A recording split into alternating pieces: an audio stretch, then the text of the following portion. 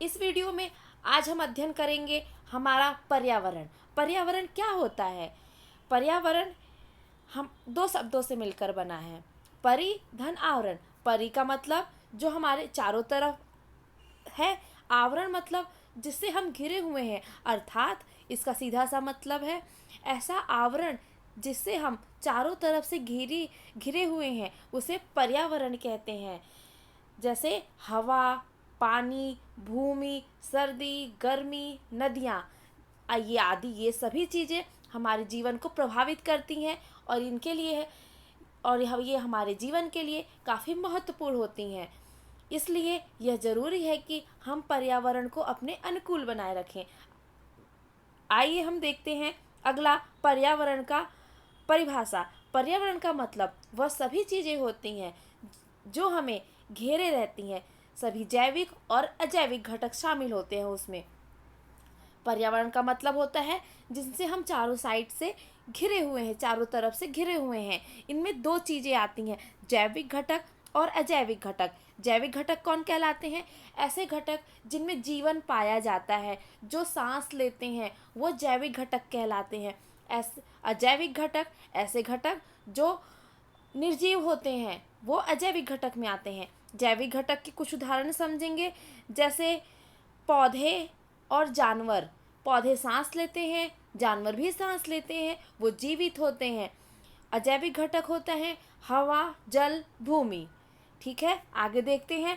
जैविक और अजैविक घटकों के पारस्परिक मेल से परितंत्र बनता है। इसका सीधा सा मतलब है कि जब जैविक और अजैविक घटक आपस में मिलते हैं, तब जाके ये पूरा परितंत्र बनता है। ओके, एक परितंत्र में जीव भोजन के लिए एक दूसरे पर निर्भर होते हैं।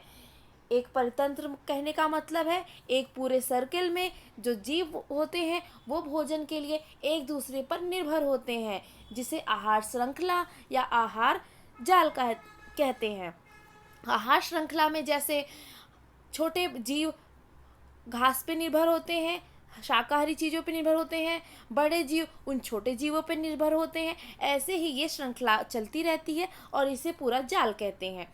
मनुष्य की गतिविधियों के कारण हमारे पर्यावरण में गिरावट आ रही है, वह समस्याएं उत्पन्न हो रही हैं। दशकों से चला आ रहा है और हम देखते भी आ रहे हैं कि मनुष्य की गतिविधियों के कारण हमारे पर्यावरण को काफ़ी हास हो रहा है, जो कि हमारे पर्यावरण को प्रभावित करता है। अब आगे देखते हैं परितंत्र। परितंत्र क्या होता है? एक क्षेत्र के सभी जीव व अजैविक घटक मिलकर एक परितंत्र का निर्माण करते हैं। जैसे कि हमने ऊपर पढ़ लिया है कि जब एक जैविक घटक और अजैविक घटकों का परस्पर मेल होता है तो परितंत्र बनता है। इसलिए एक परितंत्र में जैविक घटक और अजैविक घटक जैसे तापमान, वर्षा, वायु, मृदा आदि से मिलकर बना होता है। अगला देखते हैं परितंत्र के प्रकार। परितंत्र कितने प्रकार के होते हैं? दो प्रकार के, प्राकृतिक परितंत्र, मानव निर्मित परितंत्र। प्रकृति परितंत्र में कौन आते हैं? ऐसे परितंत्र जो प्रकृति ने हमें उपहार स्वरूप प्रदान किए हैं, उन्हें प्रकृति परितंत्र कहते हैं। जैसे जंगल, सागर, झील। मानव निर्मित परितंत्र, जो परितंत्र मानव के द्वारा निर्मित किए गए हैं, उन्हें मानव निर्मित परितंत्र कहते हैं। उदाहरण के लिए खेत, जलाशय, बगीचा। अब परितंत्र के दो घटक देखेंगे, अजैविक घटक, जैविक घटक। जैसे कि हमने सीख लिया है अजैविक घटक में कौन आते हैं और जैविक घटक में कौन आते हैं। अजैविक घटक हवा, जल, भूमि। जैविक घटक पौधे, जानवर। जैविक घटक के तीन भागों में डिवाइड किया गया है, तीन भागों में बांटा गया है, उत्पादक, उपभोक्ता, अपघटक। अब उपभोक्ता को तीन भागों में बांटा गया है। उत्पादक कौन होते हैं? जो प्रोड्यूस करते हैं। उपभोक्ता कौन होते हैं? जो कंज्यूम करते हैं। और अपघटक कौन होते हैं? जो उसको रिसाइकल करने में हेल्प करते हैं। शाकाहारी। अब उपभोक्ता के चार प्रकार होते हैं, शाकाहारी, मांसाहारी, सर्वाहारी, परजीवी। शाकाहारी जो सिर्फ घास फूस पर निर्भर होते हैं, मांसाहारी जो सिर्फ मांस पर निर्भर होते हैं, सर्वाहारी मतलब जो शाकाहारी और मांसाहारी दोनों होते हैं, परजीवी ऐसे उपभोक्ता जो किसी जीव पर निर्भर होते हैं। ओके, अगला देखते हैं। आई होप आपको समझ में आ रहा होगा। जैविक घटक, सभी निर्जीव घटक जैसे हवा, पानी, भूमि, प्रकाश और तापमान आदि से मिलकर अजैविक घटक बनते हैं। ये हमने देख लिया है पिछले वीडियो में। जैविक घटक, सभी सजीव घटक जैसे पौधे, जानवर, सूक्ष्मजीव, फफूंदी से आदि मिलकर जैविक घटक बनते हैं। आहार के आधार पर जैविक घटकों को निम्नलिखित भागों में बांटा गया है। आहार के आधार पर हम जैविक घटकों को 3 भागों में बांटे हैं: उत्पादक, उपभोक्ता, अपघटक। उत्पादक, सभी हरे पौधे, नील रहित शैवाल अपना भोजन अकार्बनिक पदार्थ से सूर्य की रोशनी का प्रयोग करके बनाते हैं, जैसे कि प्रकाश संश्लेषण से। ये उत्पादक कहलाते हैं। उपभोक्ता कौन कहलाते हैं? ऐसे जीव जो अपने निर्वाह के लिए परोक्ष या अपरोक्ष रूप से उत्पादों पर निर्भर होते हैं। इसका मतलब है ऐसे जीव जो पिछला उत्पाद, मतलब सभी हरे पौधे उत्पाद में आ जाएगा, नील हरित शैवाल उत्पाद में आ जाएगा, अकार्बनिक पदार्थ सूर्य की रोशनी का प्रयोग करके जो बनाते हैं वो उत्पाद में आ जाएगा। मतलब उपभोक्ता कौन होते हैं? जो इन सभी चीज़ों को अपने उपभोग में लाते हैं। उपभोक्ताओं को निम्न प्रकार भागों में बांटा गया है। पहला शाकाहारी, दूसरा मांसाहारी, तीसरा सर्वाहारी और चौथा परजीवी। शाकाहारी, पौधे व पत्ते खाने वाले जैसे बकरी, हिरन। समझ में आ रहा है आप लोगों को? शाकाहारी मतलब जैसे बकरी, हिरन, जो लोग सिर्फ घास फूस पत्तियां खाते हैं। मांसाहारी, मांस खाने वाले जैसे शेर, मगरमच्छ, ये कौन होते हैं? मांसाहारी होते हैं। सर्वाहारी में कौन आते हैं? पौधे और मांस दोनों खाने वाले जैसे कौवा और मनुष्य। इसका सबसे बड़ा आपके पास उदाहरण मनुष्य है, जो पौधे भी उपभोग कर रहा है, मांस का भी उपभोग कर रहा है। परजीवी, दूसरे जीव के शरीर में रहने व भोजन लेने वाले जैसे जूं और अमरबेल। परजीवी का मतलब है जैसे जो एक जीव के ऊपर कोई दूसरा जीव अपना भोजन ग्रहण कर रहा है। जैसे कि कभी कभी देखा गया है भैंसों के ऊपर छोटे छोटे जूं होते हैं। इसका मतलब जो जूं है वो परजीवी का के द्वारा अपना भोजन ले रहे हैं। एक अमरबेल पौधों के ऊपर एक दूसरा पौधा होता है, जो अमरबेल पौधा होता है वो उस दूसरे पौधे से अपना भोजन ग्रहण करता है। ओके, आई होप आप लोग को समझ में आ रहा होगा। तीसरा अपघटक, फफूंदी व जीवाणु जो कि मरे हुए जीव और पौधे के जटिल पदार्थों को सरल पदार्थों में विघटित कर देते हैं।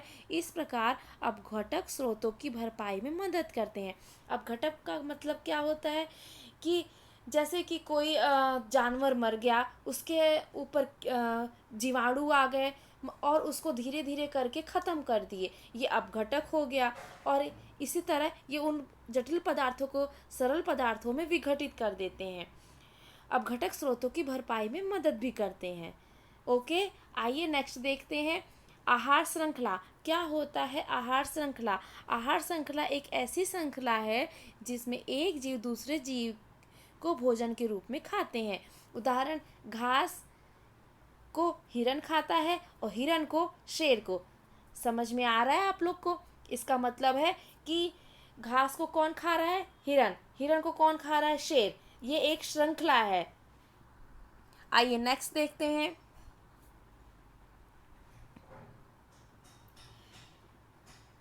पोषी, ये 2 डायग्राम दिए हुए हैं, आपको यहाँ से समझ में आएगा। पोषी स्तर और ऊर्जा बहाव। पोषी स्तर मतलब सबसे पहले उत्पादक होते हैं, फिर प्राथमिक उपभोक्ता, फिर द्वितीयक उपभोक्ता और फिर तृतीयक उपभोक्ता।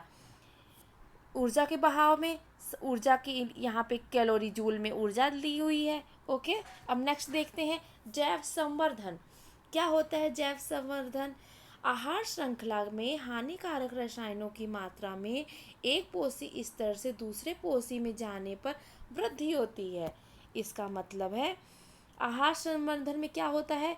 जो आहार श्रृंखला में हानिकारक रसायन होते हैं वो एक पोषी स्तर से दूसरे पोषी स्तर जाने में वृद्धि होती जाती है।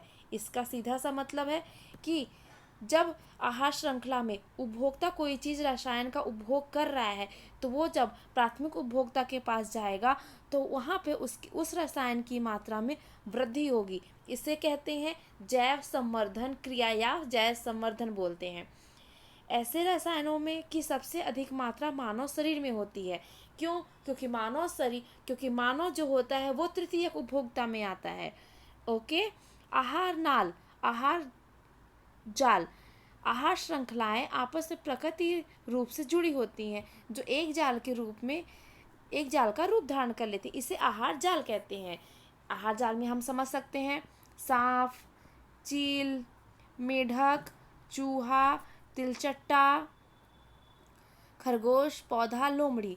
इसका मतलब है मेढक को सांप खा रहा है। सांप को कौन खा रहा है? चील भी खा रहा है।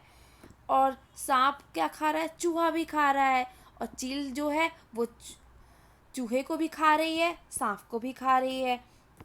और चील खरगोश को भी खा रही है, खरगोश को लोमड़ी भी खा रही है। और खरगोश पौधा खा रहा है। पौधा क्या खा तिलचट्टा क्या खा रहा है? पौधा खा रहा है। और मेढक तिलचट्टा को खा रहा है। इस तरह ये एक पूरा जाल बना हुआ है जिससे आप आगे समझ सकते हैं। अब आगे देखते हैं पर्यावरण की समस्याएं। पर्यावरण में बदलाव हमें प्रभावित करता है और हमारी गतिविधियों में भी पर्यावरण को प्रभावित करती है। इससे पर्यावरण में धीरे धीरे गिरावट आ रही है जिससे पर्यावरण की समस्याएं उत्पन्न हो रही हैं। जैसे प्रदूषण, वनों की कटाई, ओजोन परत। ओजोन परत पृथ्वी के चारों ओर एक रक्षात्मक आवरण होता है जिसे ओजोन परत कहते हैं, जो कि सूर्य के हानिकारक पराबैंगनी किरणों को अवशोषित कर लेती है।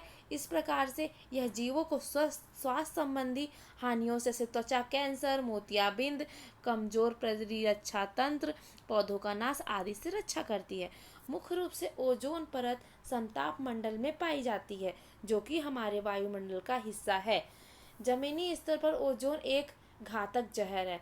अगर ओजोन जमीनी स्तर से देखा जाए तो ये एक हमारे लिए जहर के स्वरूप है। ओजोन का निर्माण कैसे होता है? प्रकाश रासायनिक क्रिया का ये परिणाम है जिसमें O2 मतलब ऑक्सीजन, पराबैंगनी किरणें साथ में फिर ये ऑक्सीजन के अणुओं में टूट जाती है।